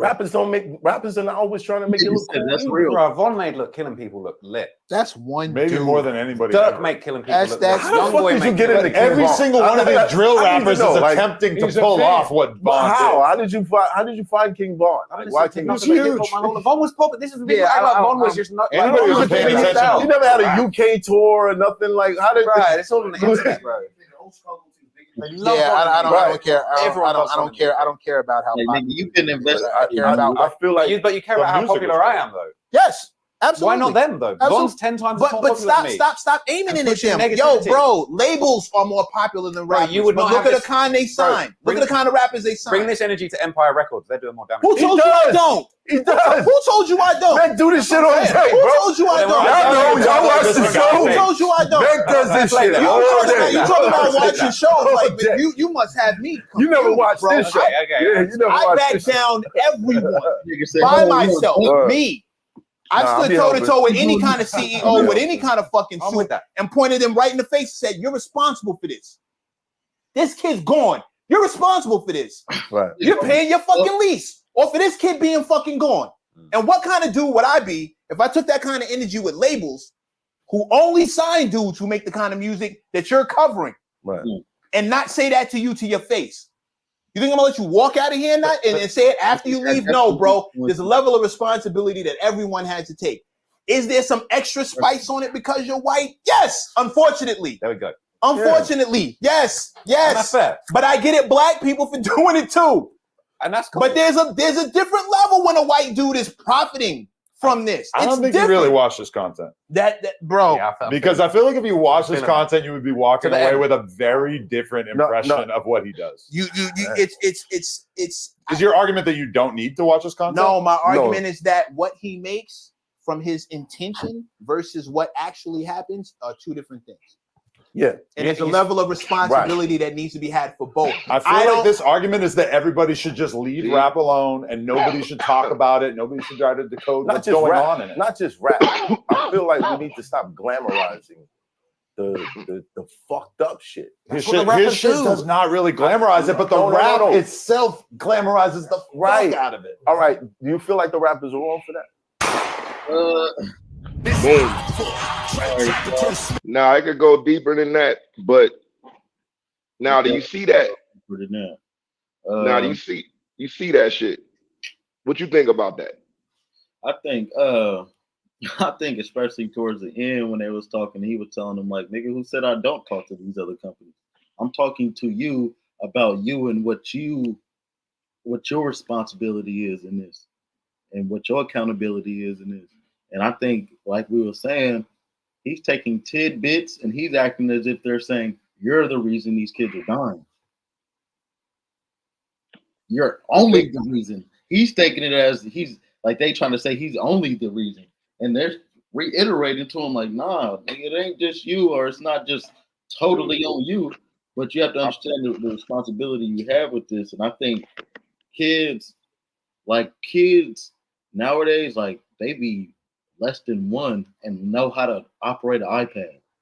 So it's, especially them kids that's like 8, 10, 11, 12, 13, 14, whatever, and they on YouTube, they watching these type of videos, and they already listening to this type of music. They already, we was talking about what's up with these motherfuckers that swear they want to be on demon time and shit like that.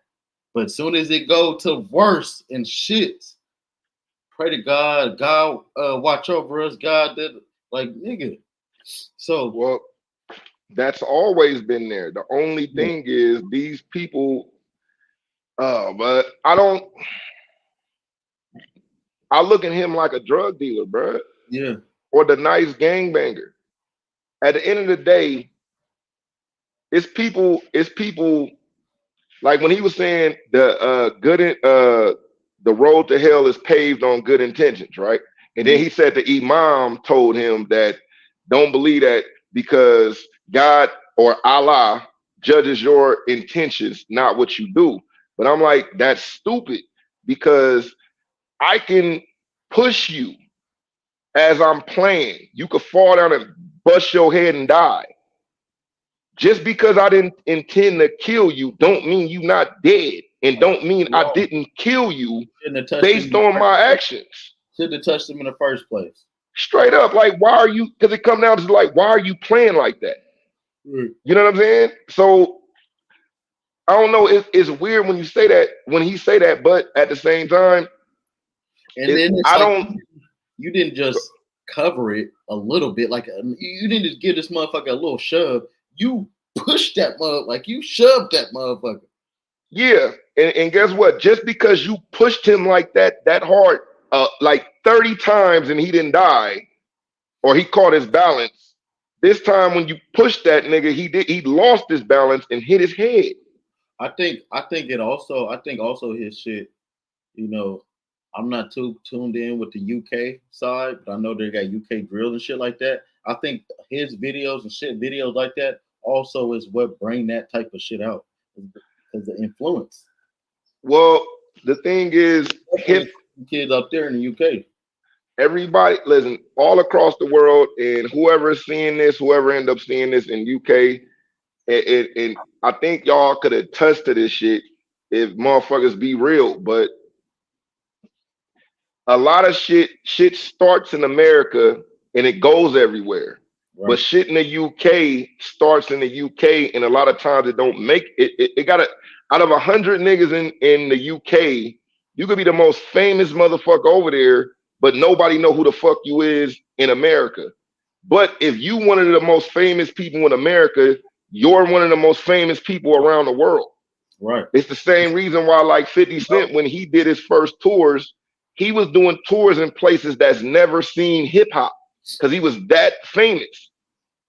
Like when nobody doing like 50 Cent did a concert in Angola, Africa. Yeah. That was where they took his chain. And everybody was like, why you didn't go and get your chain? He's like, nigga, it's Angola, Africa. Nigga, we not jumping in the crowd doing nothing up out there. Nigga, hey, you got that. You got that, my nigga. It's cool. I get it. From this country, nigga. We not playing none of that shit, because guess what? It's niggas that went to that show and said, hey, oh, it's some niggas up there gonna be with chains and money. Let's go up there and do it. That don't give a fuck about, especially a place like that that's fucked up. Right. Now your intentions might be, hey man, I just want to do something for the people up out there. There's some people up out there that like rap. We gonna do a concert up out there and get some people that probably would have never. This probably the only concert they ever went to in their life. Them is good intentions. But guess what? The people that you did the concert for, they could be corrupt. Same thing with Bob Marley. When Bob Marley did that concert and he said he wouldn't back one political party, he got shot. Right. Yeah. Like he got shot. Like and again, it's like, what do you mean about your intentions, bud? Like Bob Marley was bringing peace, even to the point when he got shot. He left the hospital, showed his bullet wound, still did the concert, and put both of the people on the stage shaking hands. Them is great intentions. Right. But as soon as the concert was over, niggas went back to funking. That's just how the world goes. And I think from that injury, he ended up dying, right? Nah, he died. He died because he had some type of shit up in his foot. I think it was his cancer or something. Something like that. He had it in his foot early on in his life, but he didn't want to. They told him if you cut your foot off, you could get rid of the injury, the thing. He didn't want to cut it off because he played soccer and he said, "I'm put up in God's hand."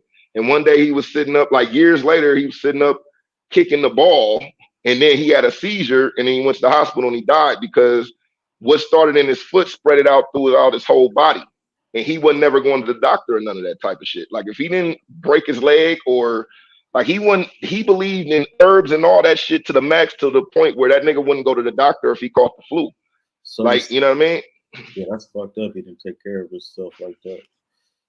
To sum this up though, these little, these, and y'all go check out the full interview on Math Hoffa's page. Yeah, my expert opinion.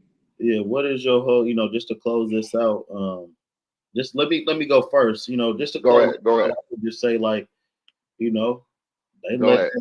sat him. I feel like the first conversation we was hearing, they was letting him know, like, your intentions. We understand you don't, like we was just talking. You don't intend to get somebody killed or to cause harm, but the way your videos are set up, that is what's bringing it. And I think he wasn't really getting what they were saying or didn't want to. He got it.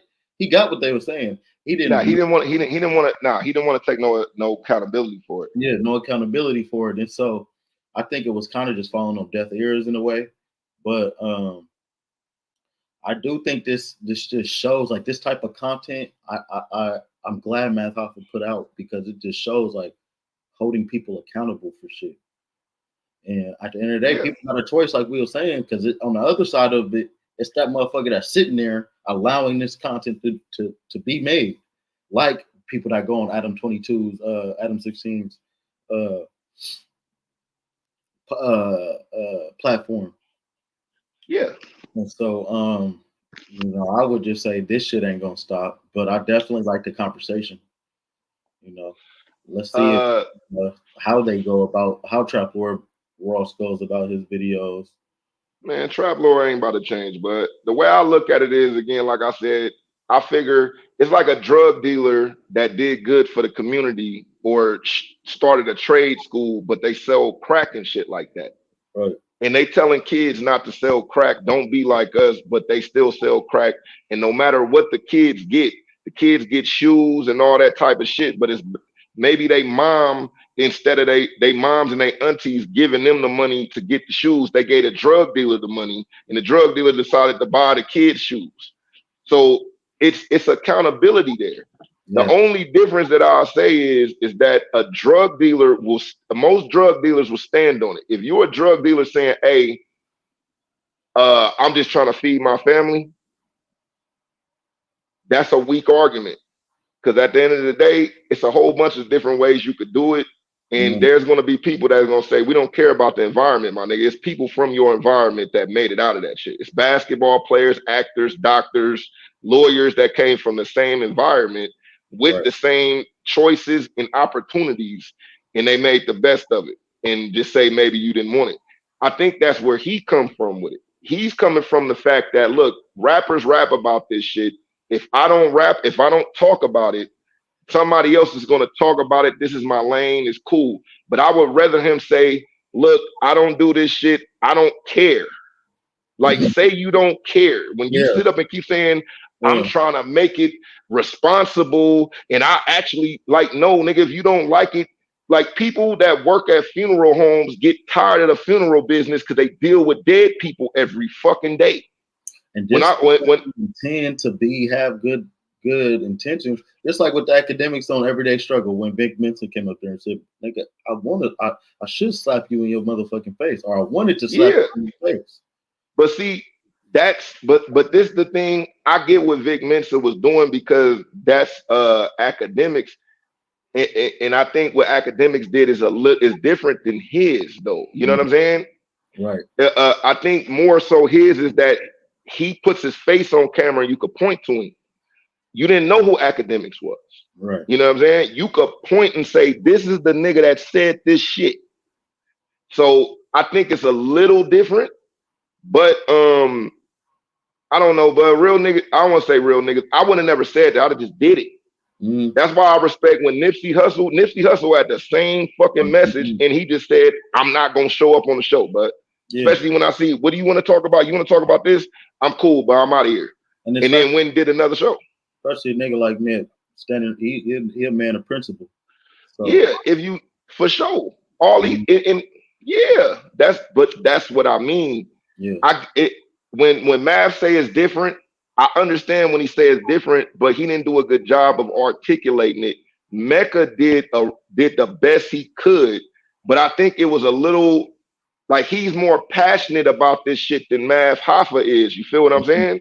Like he's way more passionate because for whatever his journey is, you know what I'm saying? He's way more passionate about the shit than Mav Hoffa is. I'm not to say Mav Hoffa is not. He's just not as passionate as him about that topic. Because even he was pointing out to say, nah, he was always saying, nah, Mecca always talk about this. So you know Mecca has a strong. I know personally that I've seen it, and a lot of people don't go on that show because Mecca is a nigga that's gonna tell you, I'm gonna say this. Yeah, these are the questions that I'm gonna ask. I won't try to trap you. You know what I'm saying? I'm gonna call you on bullshit. If it's bullshit, it's not personal, but everything is based on your answers to these questions that I got. Right. Because he might give him an answer, because I bet you if Cuz would have said, look, I don't feel like I'm doing any type of damage. I feel like I'm just reporting. I understand everything that you're saying, but I'm not really tripping off of that because I feel like what I'm doing is not what you're portraying me to do, but I get what you're saying. Right. I just don't see it the same way as you. Right. I think after you argue and keep bringing shit up longer and longer, you sound crazy at that point because again, he told you. At this point, you're creating content or you're frustrated and you're trying to get him to see your point that he don't see. Right. But it's an interview though. You feel me? You gotta make the interview on. Shout out Math Hoffa though in his gang. I wanted to get into this real quick. Okay. Drake raps over BBL Drizzy on Sex. Okay, let's listen to that shit then. Fuck it. Drake. No, put the real one on. It's a song. It's on our album, so it hasn't dropped yet. So this is just okay. Okay. And it's my boy Smitty that was in there earlier. He fucking with Drake the whole way. You see what he said? Okay. He fucking with Drake. He ain't playing. Okay. But let's see. Let's see what this is sounding. If you follow my dick, why you love me still a mystery. Me and the surgeon got history. I changed a lot of girls' lives for real. They need a new body, they hitting me. Hey, BBL Drizzy, they want a new body, they asked me for it. The last one's young, he did it for free, cause I sent over so many past ones for him, but red. Don't even worry about all of that shit. Just keep it natural for him, I swear. I got a passion for you, I swear. I got attraction for you, I swear. Yeah. You think I'm a bachelor girl, but I swear you ain't get your masters, but I still breaking your back in the master bedroom. If you ain't a BD, it's calling. Yeah. Yeah. Well, Drake He can don't rap. have to say nothing to K Dot. Nah, BBL Drizzy shit. You know not to say shit to K nah. Dot. See, bud, man, this is what make me mad about the beat, bro. I'm biased to Kendrick, but I'm biased to Kendrick, but I'm a straight down the middle nigga, bud. Mm-hmm. Can't do that. I hate that, bud. That's what made this beef so weak to me, is that like the music is not being judged, bro. Mm-hmm. The person is being judged. I think Right. Drake is a fuck nigga. I like K Dot more than Drake. But if we going straight off of music, I think K Dot makes better music to me. Right. Way better. Can Drake rap? Yeah. Do I think he has ghostwriters on some of his shit? Yeah. Do I think he could write his own song by himself? Yeah. I think if Drake went into Kendrick's lane, he can make songs maybe as good. It's not going to be received the same because he doesn't come from that element, but he could definitely do it. But again, it comes down to which way that they chose. He chose this way, this nigga chose this way. I remember us talking about this shit, bro. Too bad we didn't get this shit on stream to have recorded. But I remember we were saying like, if he did remix that BBL Drizzy, he had to say get bitches BBL. So he. No, I told you that. I said that I'd have did that immediately. I'd have stepped on that shit. Yeah. And I would have. Though? Like I said, Drake could rap. I think Drake could rap. Do I want to listen to it? No. I'll probably listen to it just to know what he said and to hear it all the way out. And I might like the melody that he fucked with and shit like that. Cause like I said, when I think that Kendrick won, and I think the best song out of everything is Euphoria. But that Family Matters. Family Matters, if Kendrick was not the artist he was, would have cleaned anybody else up, bro. It would have, no matter what I would have thought. Yeah. No matter what I would have thought. But K Dot is that guy. Yeah, K Dot is that guy. Now, also, I wanted to show this right here. Ben Staples just dropped a new album. Y'all go tap into some real substance. Feel me? He really. I think I gotta sit down and listen to that, bro. Like I've never sat down and listened to a Vince Staples album. I like him talking. I long for loving and affection. These hoes ain't what I need direction. Don't leave me, please, swear I learned my lesson. But I still chase thrills, I'm imperfected. I don't wanna talk on the phone, leave me a message. Voices still in my head, voices still in my head. Beef with my closest of friends and make no amends. I'd rather kill them instead. Out of the rumors to spread, you pick the one that's gonna get us some fair time. Cory's the problem with dead knives. Shine on the devil, touch by the angel alone, man, special. I've prayed for days like this.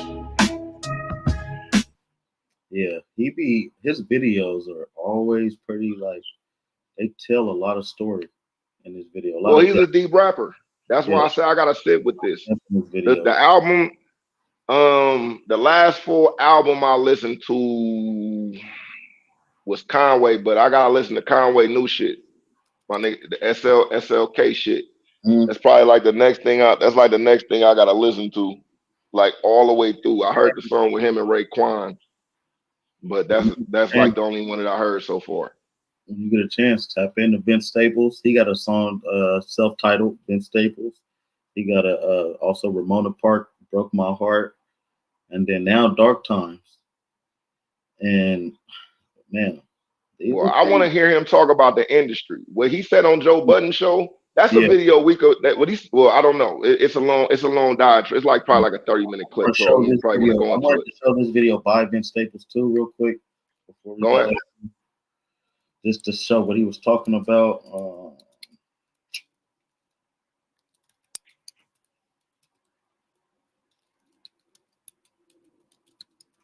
Get this pulled up for y'all real quick. Some real shit right here. Okay. Hey, who you think winning between Drake and Kendrick? It's going up on social media. Don't trip. I got your back, bro. You don't want to know how I feel about that shit, bro. All right, look, get with me after. You really want to know how I feel about that shit? Feel? I want to know. Yeah. I think so I'm signing Universal, right? Yeah. I've been signing Universal since I was 17. I haven't got a back end. That means when you turn in an album, they give you payment. I haven't got a back end since 2017, 18. So I done been on the same record label for 13 years, so to say. That record label just folded all of its independent labels and subsidiaries into each other, which means how we was kids, you got Rockefeller, you got Def Jam, you got all these things. None of them exist no more. They fired all the heads of the labels, and if they didn't, they turned them into glorified A&Rs. They cut off 50% of the people who work in all these departments. Most of those people is us, people of color that come from hip hop and R&B and these other things, right? Then you got record labels opening up IPOs. You got record labels destroying their relationships with TikTok, Spotify, things that pay out artists because they want to start their own shit. So then we getting priced out of our contracts. We getting priced out of our imprints. There are no labels basically that are incentivized to sign black music, and it's happening in front of our eyes. And while Taylor Swift is fighting for people to be able to have streaming money, niggas is on the internet arguing with each other about some rap shit. So that's how I feel about it, honestly. Neighbors is on the Language, Vince. Language. Nah, I appreciate keeping it real. So I think, personally, I think we better than that. I think we deserve better than that because we've been saying for decades that we want people to respect black music and black art and black people. And I think for that to happen, we got to respect ourselves. And they don't make it easy for us, but we got to try to work a little bit harder at that. Yeah. Hip politics. Yep. Shout out to politics, fair use. The one, if you type in Vince Staples' phone call on Joe Budden's show, this is a 30-minute conversation that he had up on there, and he was roasting them. Yeah, that's what I'm saying. If you type in the if you type in Vince Staples' phone call on Joe Budden's show, it's a 30-minute conversation that he had about this. He went way deeper in the content about this shit. He talked about hella different shit up on there. And they basically he ended the phone call, was like, yeah, I love y'all niggas, but you know what I'm saying? Keep cooning, my nigga. Keep cooning the way you doing and tap dance and soft shoe like y'all niggas doing. And it's all good. I love y'all, but you gotta stop cooning. That shit remind me of my nigga Will, bro. That's how my nigga Will is. That's how my nigga Will talk. Nah, I mean, I get what he's saying. I get what he's saying. This is shit I've been following for years and shit. Like, I got the old magazines on how this shit was structured. I know all the different people. Like, I got like two of them little tubs or whatever the fuck you call them that niggas used to put peas in allegedly. And I got like two of them full of old magazines that talk about all these different things and the intricate, and I read them all. It's like one of the reasons I kept it, because it's one of the only things I read back in the days. But I read them all, and they all talk about these type of different schemes and that they've been doing for years and shit. So I get what he's saying. Totally get what he's saying. Vince, man, he gonna come with some introspective shit for sure. But yeah, man, that's the show here. We should get into that Vince call another time. Maybe next time we'll tap in with y'all. Stay tuned. This is the first episode of Cory and Killa. And we here, man. We here to stay. We locked in. This was a pretty cool stream today, man. So y'all let us know how y'all feel in the comments. And we out. All right, man. Peace out, people. Peace, love, and hair grease. Love, peace, and hair.